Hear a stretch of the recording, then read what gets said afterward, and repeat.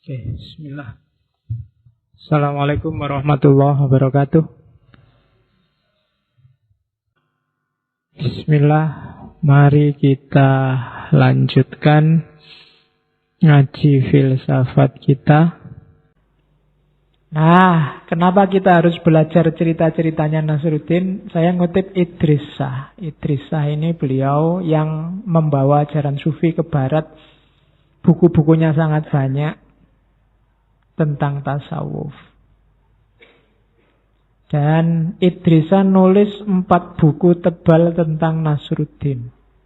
Idris Shah ini dianggap salah seorang tokoh yang paling banyak koleksi ceritanya tentang Nasruddin. Kamu cari, ada online-nya, cuma yang online bahasa Inggris. Saya tidak tahu kalau kamu baca cerita lucu bahasa Inggris bisa ketawa apa enggak. Ya. Karena bagian yang lucu kamu tidak paham, terus buka kamus lama, diajak sak kata, ngono ya ora sido ketawa mungkin ya. Katanya Idris Shah, it is believed that the mystical effect of 7 Nasruddin tales studied in succession. Jadi dipercaya bahwa efek mistiknya ceritanya Nasruddin 7 saja. Jadi kamu nggak harus belajar semua. Kamu ambil 7 saja ceritanya Nasruddin, katanya Idris Shah, is enough to prepare an individual for enlightenment. Jadi sudah cukup untuk menyiapkan jiwamu menerima pencerahan. Jadi katanya Idris Shah, ambillah 7 ceritanya Nasruddin, kamu renungi, kamu gali sedalam mungkin, kamu akan tercerahkan. Tidak usah banyak-banyak. Karena kalau banyak-banyak mesti kamu kumpulkan lucu-lucu netok. Tapi ambil 7 saja. 7 terus kamu gali sendiri. Misalnya kamu beli buku yang anekdot-anekdot lucu-lucunya Nasruddin itu, kamu pilih dari sekian banyak ini, saya ngambil 7 ini mau saya perdalam. 7 itu cukup untuk mencerahkanmu. Jadi boleh kamu coba. Malam ini saya bawa beberapa agak banyak cerita-cerita. Nanti kamu pilih yang cocok sama dirimu. Kalau yang saya bawa ke sini ya maknanya dari saya. Tapi kamu harus menggali sendiri makna dari setiap cerita. Dan tidak usah khawatir.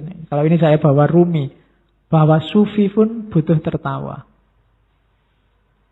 If you want special illumination. Kalau kita ingin dapat pencerahan yang khusus dari Allah, kamu ingin menggali pencerahan, caranya gampang, itu dari Rumi. Look upon a human face, tataplah wajah manusia.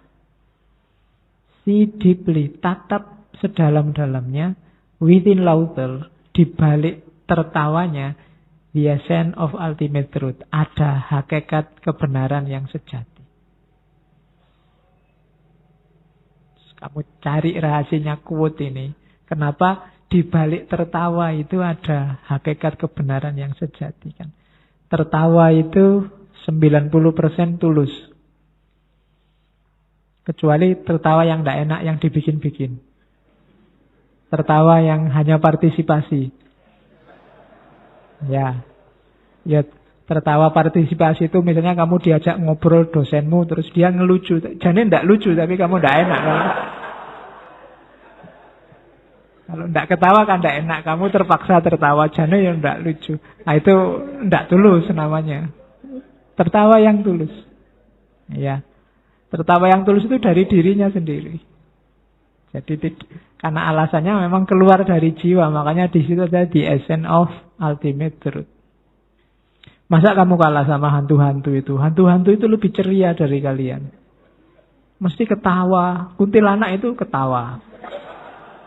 Mak lampir itu ketawa terus kalau kamu malah merengut terus. Pendekar-pendekarnya malah merengut-merengut. Setannya ketawa semua. Kamu kalah sama setan-setan. Setan-setan lebih gembira. Kamu yang banyak sekali fasilitas, banyak anugerah, malah sumpek tiap hari.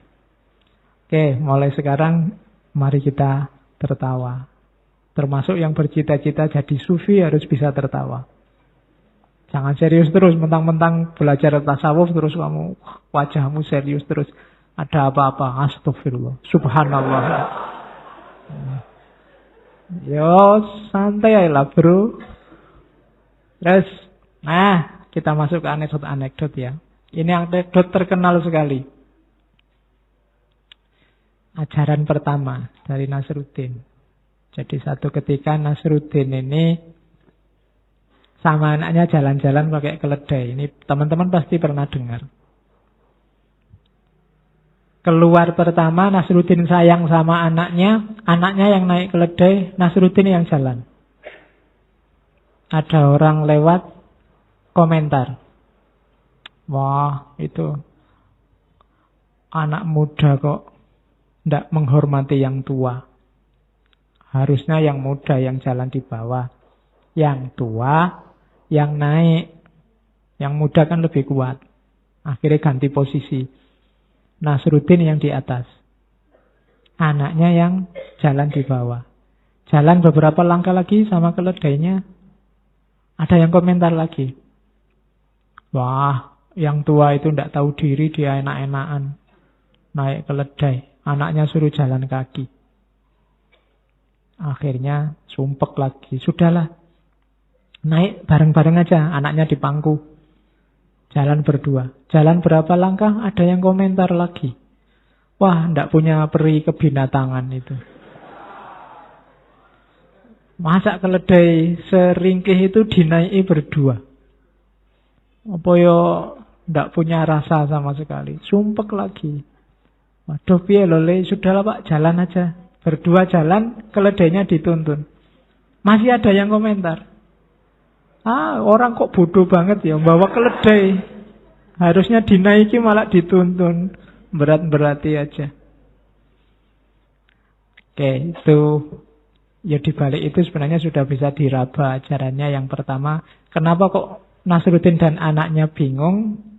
Karena dia tidak percaya diri dengan kebenarannya sendiri. Tidak punya keyakinan. Kalau kita mendengarkan komentar orang, padahal kita sudah merasa benar, kok hasilnya kita bingung, kita mirip ceritanya Nasruddin ini.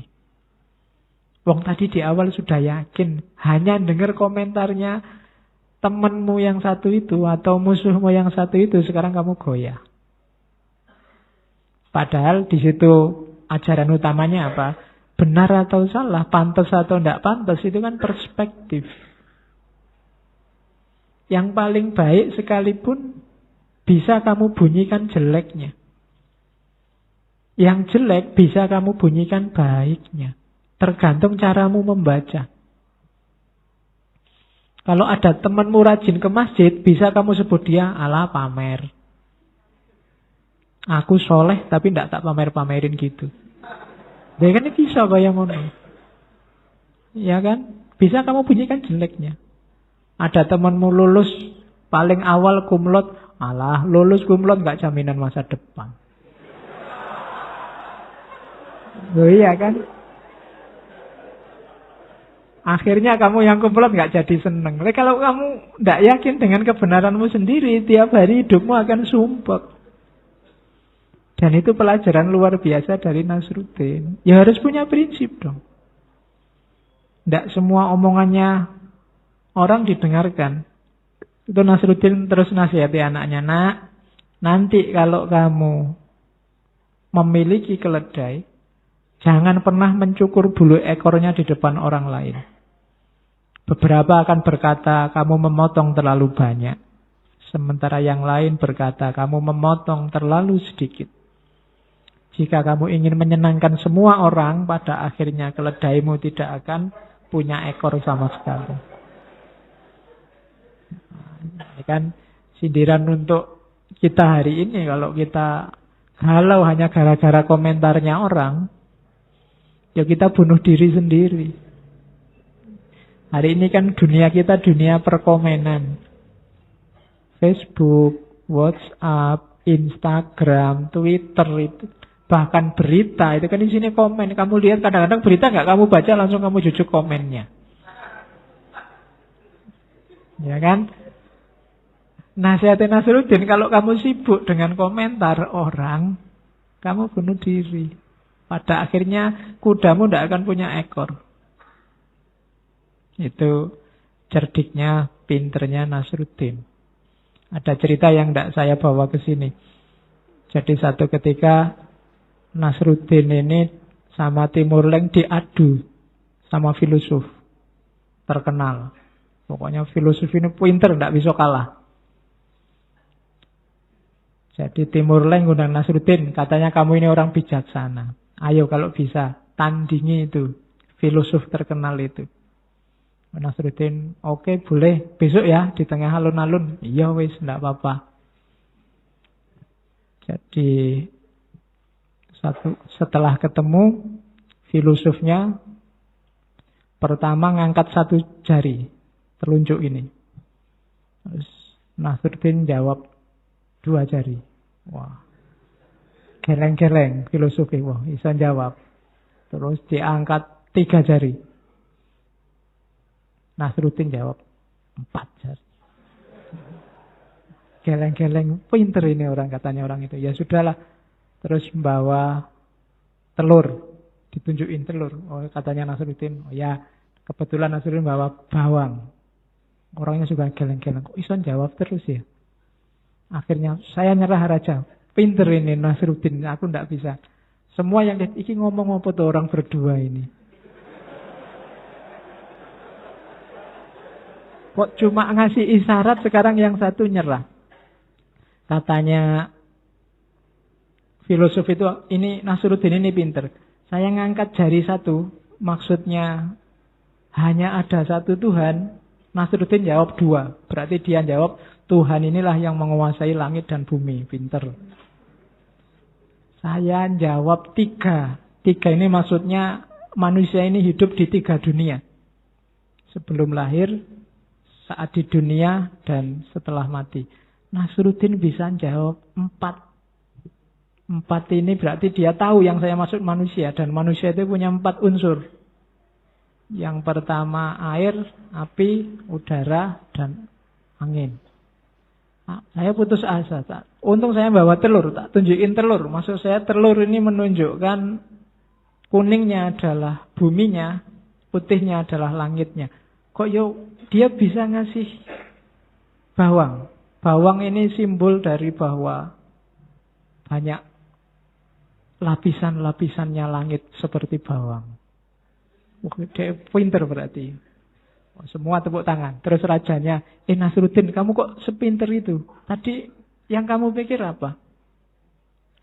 Saya itu, waktu dia ngasih 1 jari, itu kan ngancam saya itu. Jadi, katanya Nasruddin, karena dia ngancam saya, ancam pakai 2 jari, tak culek matamu. Ya. Terus dia ngancam lagi, mau mukul saya 3 kali. Ya tak balas, tak pukul 4 kali kalau kamu nah, katanya karena saya sudah ngancam dia mukul 4 kali, akhirnya dia nyerah. Ingin bersahabat, ngasih telur. Ya tak kasih bawang.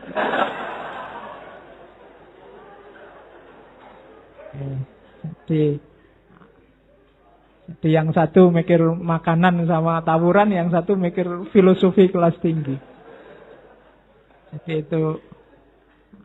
itu sindiran luar biasa bagi yang ahli filsafat.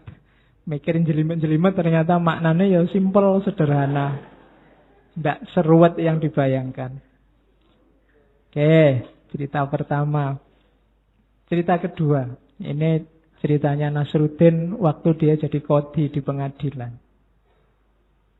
Ini banyak dipakai di cerita-cerita humor. Tapi sebenarnya maknanya dalam. Jadi waktu ada kasus, Nasruddin yang jadi hakimnya. Yang pertama nuntut jaksanya. Jaksa nuntut macam-macam dengan argumennya, terus Nasruddin melihat jaksa itu, iya, menurutku engkau benar. Terus pembelanya datang. Oh, tidak bisa, dia salah bla bla bla bla. Terus Nasruddin lihat yang pembela, menurutku engkau juga benar. Terus dua-duanya komplain. Lah kok bisa? Saya benar, dia benar, kan harusnya satu benar, satu salah. Kau juga benar ngomong gitu. Jadi Iki bener, itu bener. Yang menyanggah dua-duanya juga bener. Itu kan ya memang lucu, tapi dibalik itu ada rahasianya. Itu di catatan saya, konflik itu kebanyakan kalau kita jeli bukan antara benar dan salah. Kalau antara benar dan salah itu gampang. Tinggal kamu milih yang benar. Tapi yang bikin susah itu apa? Seringkali konflik itu antara yang benar dan yang benar. Yang ini benar, yang itu benar. Itu butuh kebijaksanaan khusus untuk milih yang pas dari dua kebenaran itu. Dan jangan khawatir, apapun yang kamu pilih, insya Allah kamu jatuhnya pada kebenaran. Dua-duanya sama-sama benar. Tinggal kamu putuskan yang mana. Jadi tidak perlu harus gegeran. Wong podo bener. Kamu milih calon A, ya bener wong dia mencalonkan diri dan kamu pilih. Kamu milih calon B juga begitu. Tidak ada yang salah. Jangan membuat kesalahan baru dari dua hal yang sebenarnya sama-sama benar. Itu filosofinya. Yang kedua, bagi saya, hati-hati kalau memutus karena dua hal yang benar. Yang itu menurut perspektifnya sana sini benar, situ benar. Maka keputusan hukum itu tidak bisa didasarkan pada keyakinan kebenaran masing-masing. Kalau dasarnya keputusan itu keyakinan aku benar, itu mungkin maling itu jangan dihukum, dia yakin benar. Koruptor itu punya alasan, mungkin dia yakin dirinya benar. Maka tidak boleh menghukumi dengan dasar, oh aku yakin benar kok. Di situ gunanya hakim yang tidak bisa sembarangan. Dan yang ketiga,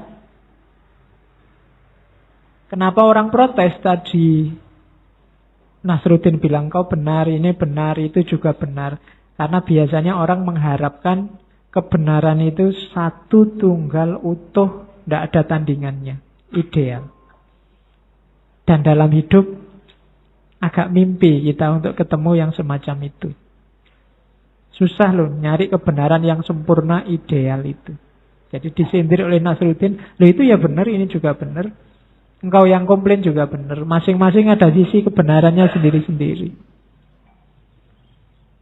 Jadi anekdot ini ada rahasianya, maka pakailah anekdot ini untuk kalau ada orang berkonflik.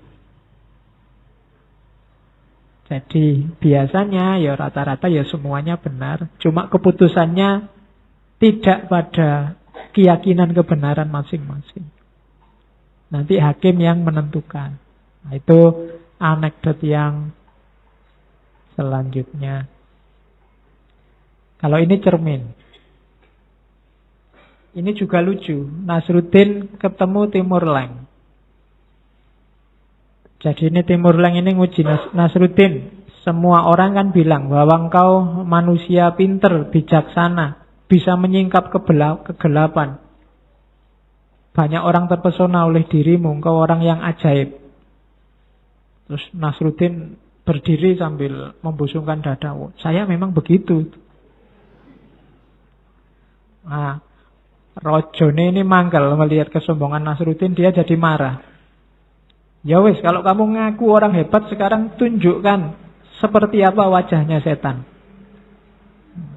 Nasruddin terus ngambil cermin. Paduka ke sini, ada di sini loh wajahnya. Coba lihatan sendiri. Itu kan kelihatannya lucu, tapi nanti kalau raja itu datang lihat cermin, yang kelihatan wajahnya siapa? Wajahnya raja itu sendiri. Jadi cerita ini lucu, tapi di balik itu ada rahasia-rahasia juga. Kelihatannya melecehkan rajanya, tapi ada rahasianya. Yang pertama apa? Setan itu menguasai kita kalau kita marah.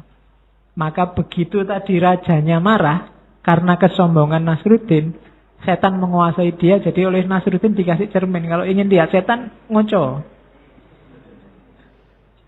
Sampean yang marah itu wajahnya ada di sini. Sedang dikuasai oleh setan. Kemudian yang kedua maknanya, jangan kesusu menghakimi. Jangan-jangan kita juga sama jelek. Ya Nasruddin sombongnya tadi ya bikin manggel. Tapi marahnya raja juga tidak pada tempatnya. Itu rahasianya apa loh? Kamu yang marah sama orang yang jelek sama dirimu, ketika kamu marah, levelmu jadi sama. Ada orang maki-maki, kemudian kamu balas dengan maki-maki karena dia maki-maki Pak, jelek itu. Memang mulutnya nggak bisa dijaga. Loh, ketika kamu kayak gitu, levelmu sama. Kamu sekarang sejajar dengan dirinya. Nah itu dari anekdot ini. Jadi hati-hati, jangan-jangan kita ada di level yang sama dengan orang yang kita kritik. Dan yang ketiga, ini nasihat praktisnya. Kalau ada orang sombong, kalau ada orang marah, dan lain sejenisnya, solusinya satu. Ambillah cermin. Iya. Kalau kamu lagi marah, kalau kamu lagi sombong, kalau kamu merasa sedang melakukan kejahatan-kejahatan hati, bercerminlah itu maksudnya muhasabahlah. Lihat kembali dirimu. Itu makna dalamnya. Jadi kalian kalau besok ada tugas untuk khutbah Jumat, ambil satu anekdotnya Nasruddin terus ceramahmu pakai materi itu. Karena ternyata maknanya dalam. Kelihatannya lucu tapi dibalik itu makna. Kalau semula kan kalian membacanya cuma lihat lucunya saja. Tapi ternyata dibalik yang lucu itu maknanya dalam. Ada lagi yang saya bawa ini. Ini tentang keberuntungan. Satu hari ada orang debat sama Nasruddin, tidak selesai-selesai terus bilang gini. Oke Nasruddin, kita ambil koin untuk menentukan siapa yang benar. Terus Nasruddin jawab, oke. Kalau gambar kepala katanya Nasruddin, aku menang. Tapi kalau gambar ekor, kamu kalah. Oh itu, kalau dipikir dalam kan menang-menangan itu Nasruddin. Jadi apapun yang terjadi ya sing menang Nasruddin. Karena kalau gambar kepala Nasruddin menang. Kalau gambar ekor temennya kalah. Lihat padha wae. Oke. Ya ini sindiran bahwa kalau orang cerdas itu selalu bisa punya cara untuk menang. Yang paling kelihatan itu. Cuma ada nasihat kedua. Bahwa kadang-kadang dalam hidup ini apapun yang terjadi kita tidak mungkin menang. Kayak temannya Nasruddin tadi. Kenapa begitu? Karena rumusnya sejak awal sudah salah. Jadi pedoman hidup kita sudah salah. Maka apapun yang kita lakukan kita tidak akan menang. Kalau bisa berusahalah kayak Nasruddin. Nasruddin itu apapun yang dia lakukan dia mesti menang. Jadi cari jalan yang apapun yang terjadi engkau menang. Meskipun kelihatannya gagal dan kalah. Cari pintu yang menunjukkan bahwa sebenarnya engkau tidak kalah tapi engkau tetap menang. Rancang sendiri kesuksesanmu. Kalau harus gambling, kalau harus bertanding, terjunlah ke lapangan kalau sudah yakin menang. Apapun yang terjadi, itu rumus dari Nasruddin. Oke, ini juga ada hikmah dari Nasruddin. Jadi satu ketika ada orang meninggal. Pas di situ ada pengembara, traveler, musafir. Yang lewat terus ketemu Nasruddin. Karena ada rombongan jenazah, dia tanya, Pak, itu yang meninggal siapa? Nasruddin jawab, tidak tahu ya, kelihatannya yang di dalam keranda itu yang meninggal.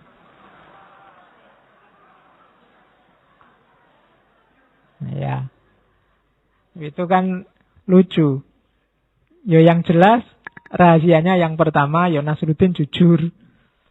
Ya dia taunya itu. Tidak tahu detailnya.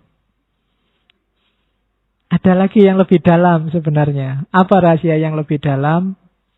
Kalau orang sudah meninggal, identitas dan status saat ia hidup tidak penting lagi.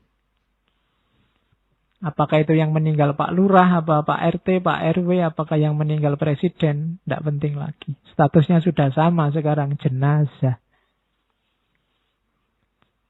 Ada yang lebih dalam lagi, yang ketiga.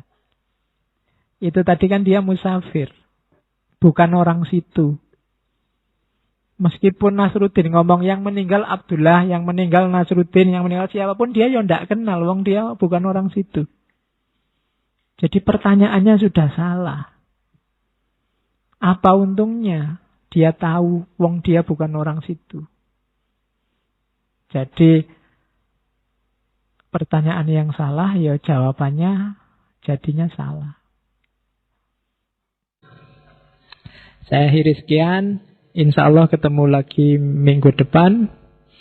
Wallahul muwafiq. Wallahu a'lam bishawab. Wal afu minkum. Wassalamualaikum warahmatullahi wabarakatuh.